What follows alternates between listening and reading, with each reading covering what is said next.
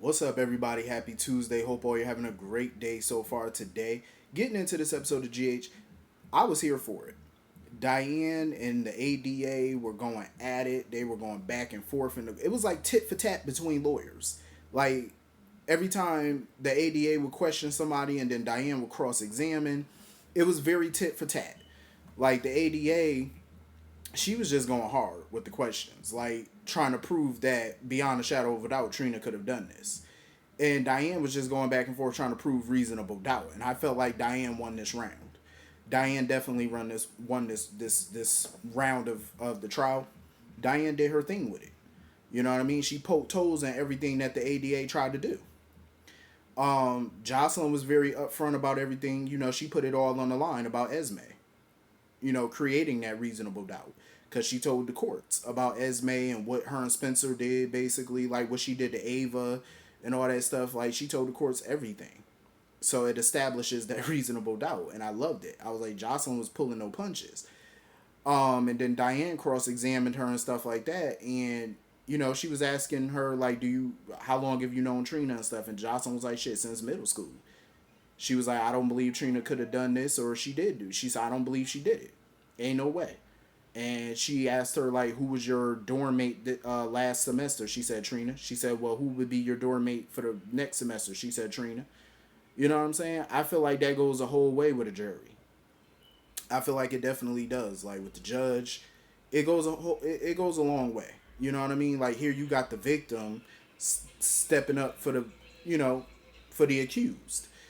Um, but Jocelyn did her thing on the witness stand. I give her that. She fought for her friend. You know, and then they got Jordan on the stand. And they were questioning Jordan and stuff about her interrogation or whatever. And Jordan was like, you know, she was fully cooperative. You know, Trina was very helpful in the investigation, very cooperative. She came in voluntarily. They didn't have to put out a warrant. They didn't have to arrest her. She, you know, chose to speak with them without counsel. And Jordan was just putting it out there like she didn't seem guilty at all. Like she didn't act guilty. She wasn't nervous. Um, she was very helpful. You know what I mean? Like my only thing was I wished that Jordan would have brought up the fact that she did bump into Trina at the cemetery, but I don't think Jordan. It probably didn't pop up into her mind. I wish it did though. Um, I definitely wish that it popped up into her head that she did see her that day. You know what I mean? And around that time frame, because I think that also could have helped. But I think Jordan's testimony also went a long way because even when they found the second phone and whatnot, Trina did seem confused about it.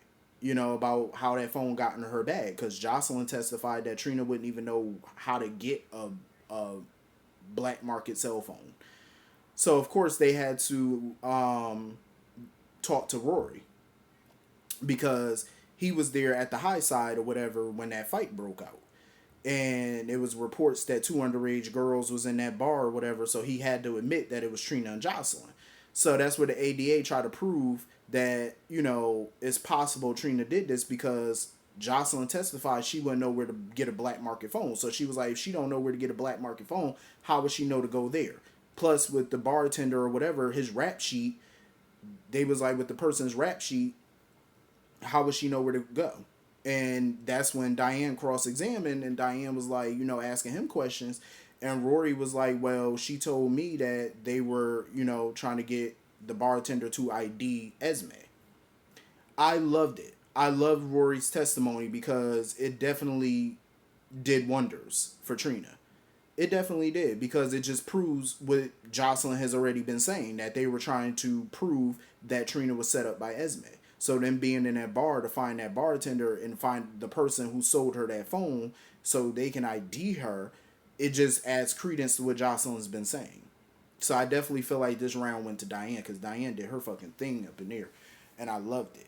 You know, her and that ADA, they were just going tit for tat, and I was here for every second of it. Um, Now we just need, you know, some more evidence to come out. Like we need Trina to be exonerated, effective immediately. Cause I'll be damned if my girl go down. I ain't having it. Um, I don't know, man. I really want her with Rory though. I do. I like her with Spencer. I did, but I don't know. Her and Rory, they just do something to me when they together. I just love it. I love the chemistry. So anyway, moving on from that, Spencer's plan seems to be working so far. I mean, he's this is a huge bluff that he's trying to pull, and I was skeptical at first because I'm like, I don't know if this gonna work.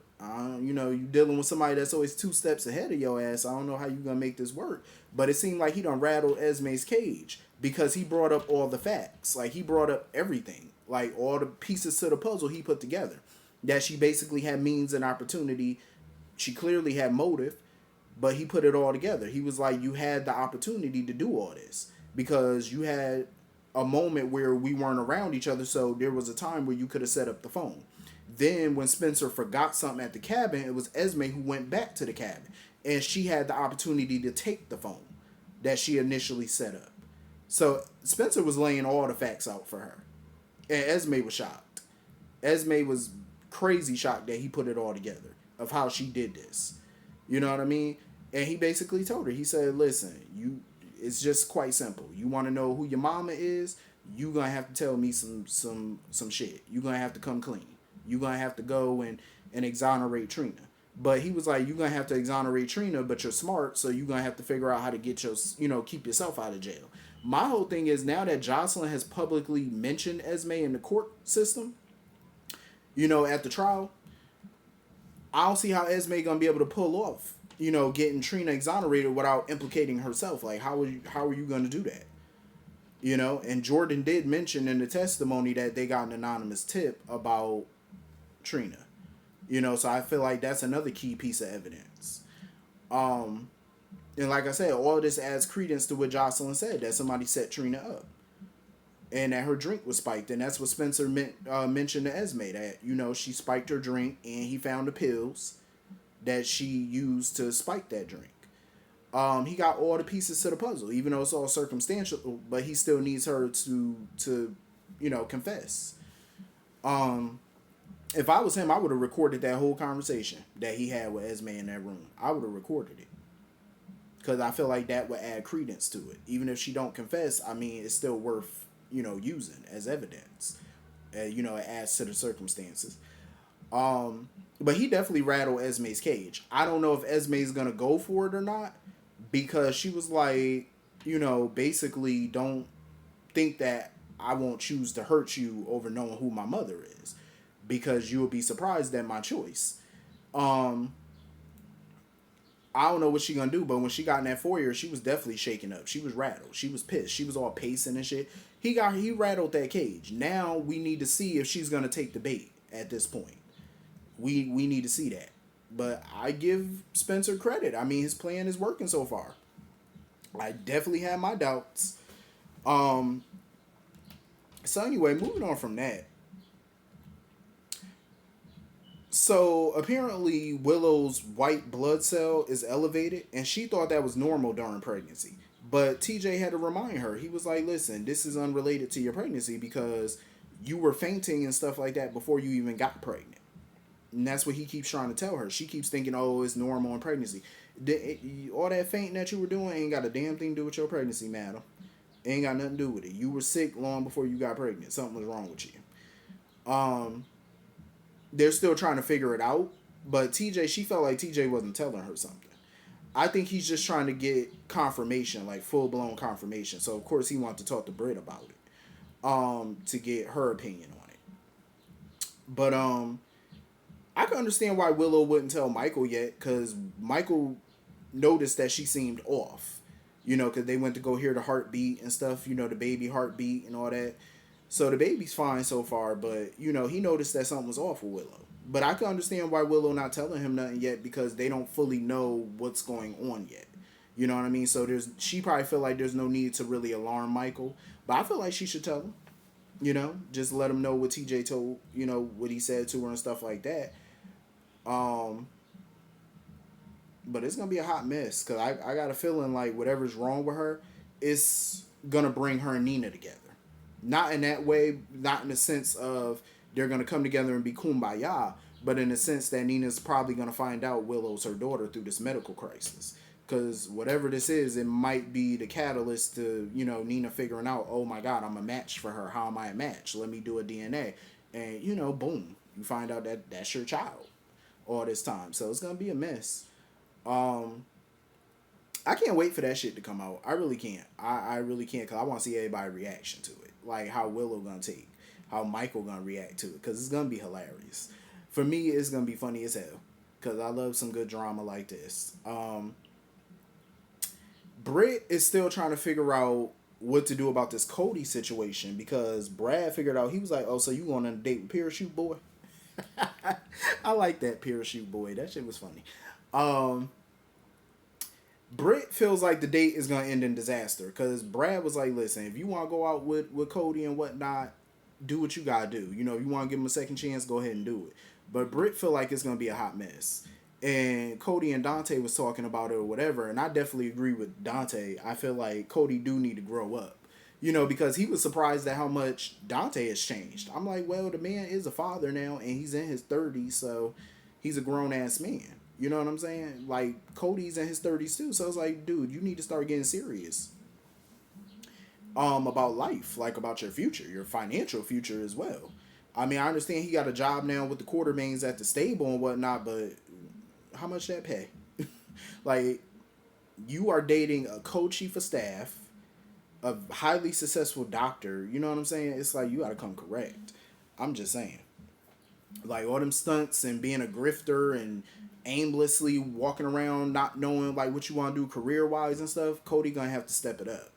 He gonna have to. Because if you gonna date Britt, you gotta step it up. I'm just saying. I don't know where that little relationship between them gonna go, but he financially, I feel like he needs to step it up, because, sir, you make enough money to bring her to Taco Bell, McDonald's. Don't get me wrong, I like simple shit like that too, but it's like people do like fine dining too, because I do like going to nice restaurants myself, and it's like you gonna have to step it up, especially when you in your 30s and you dating somebody that's highly successful. You got to bring something to the table, and living above a stable ain't it. I'm just saying, it's not for that. Not for that. I'm just saying he need to get serious. Like, find you a career or something. If you want to date a established person. I'm just saying, like, I mean, don't get me wrong. Like I say, ain't nothing wrong with some Mickey D's or something simple. Ain't nothing wrong with that. But you got to be able to afford some shit too now. Some nice stuff. I'm just saying. Like, people like to be wined to dine a little bit. Not saying that Britt is no, big spender or nothing like that, but, it's like, bring something to the table. You can't act juvenile, basically, the rest of your life. And sometimes Cody has that vibe about him, like, he's very juvenile. You know what I mean? And I think that's what Dante was trying to point out to him, like, brother, you need to grow up. And I'm like, he do. I have to agree with Dante on that. He do need to grow up. Like, I understand he like Britt and whatnot, but you're going to have to come better than that. With that little value meal check you get from the Quartermains. I'm just saying, because we all know they ain't paying him that much, and he need to get him a nice little place. You know what I mean? Get your life in order. I could see him and Britt together in a way, but knowing Britt, she not gonna deal with that little childish stuff that he be doing. She not gonna deal with those little antics. So he need to step it up. I mean, I understand that he's a carefree kind of person. He like to have fun, and I'm all for that. Somebody having fun and whatnot. I love fun, but it's like, when it comes to this taking nice vacations and living nice and all that, you got to come correct. You know what I mean? Some people, they like a little bit of maturity when they're dating somebody. We can have fun all you want to, but bring a little, be a little mature. Come on now. It was hilarious, though, when Michael and Cody and all them was talking at the gym. Because I totally agree with Michael. That video of him knocking Britt into that Metro Court pool. That shit still be having me laughing. So I can't blame Michael for laughing about it, because I be laughing too. I'm like, listen, that shit was funny. Britt is my girl, but that shit is funny. The way he done knocked her ass into that pool, that was hilarious. I could see them having a good time together, though. But like I said, at some point, he gonna have to get serious about his life. Like, you're gonna have to get your life together. I'm just saying. But anyway, that was pretty much the whole episode. I really hope. I don't know. I'm ready to see what Esme gonna do though. Like what her next move is gonna be. I'm curious now. Now that Spencer done rattled her cage, what you gonna do next? Cause you gotta find a way to get yourself out of this. You know what I'm saying? Without implicating herself. You know, she gonna have to find some type of way. I don't know. Like, is she gonna call Spencer's bluff and not do it? Because that's the worst thing that can happen to Spencer right now if she calls his bluff. If she call his bluff, he's fucked. You ain't got nothing else. Like, what you gonna do? You gonna have to. That's why I said any conversation he has with Esme, he needs to record the conversation, record it, because she might say something that could help. You know what I'm saying? Even if she decide, no, I'm not gonna help Trina. I'm not gonna exonerate her. You know what I'm saying? At least you got something on record. Something. You know, he gonna have to have something. But anyway, hit the comment section. Let me know what you all thought about this episode, and I will see you all later. Hope you all have a great day. See you later. Peace.